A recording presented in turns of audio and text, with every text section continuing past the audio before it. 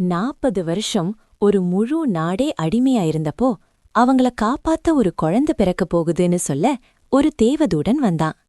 ஆனா அந்த தூதன் சாதாரணமா வரல, ஒரு பயங்கரமான ரகசியத்தோட வந்தான். அந்த தூதன் குழந்தை இல்லாத ஒரு பெண்கிட்ட வந்து, நீ ஒரு பையனை பெக்கப் போற, ஆனா அதுக்கு 3 ஸ்ட்ரிக்டான கண்டிஷன் இருக்குன்னு சொன்னான். முதல் கண்டிஷன், நீ மது குடிக்கக்கூடாது. 2வது, தீட்டான எதையும் சாப்பிடக்கூடாது. 3வது, அதுதான் ரொம்ப ஷாக்கிங், அந்த பையனோட தலைமுடிய அவனோட உசுறு போற வரைக்கும் வெட்டவே கூடாது. அந்த ரகசியமான தூதன் யாருன்னு அந்த பெண்ணோட கணவர் கேட்டப்போ, என் பேரு ஆச்சரியமானதுன்னு சொல்லிட்டு பலிபீடத்துல எரிஞ்ச நெருப்போட நெருப்பா வானத்துக்கு மறைஞ்சு போயிட்டான்.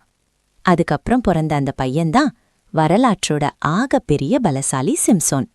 அவனோட முடிக்குள்ள ஒளிஞ்சிருந்த அந்த பலத்தோட ரகசியம் என்னன்னு அடுத்த வீடியோல தெரிஞ்சுக்க உடனே சப்ஸ்கிரைப் பண்ணுங்க.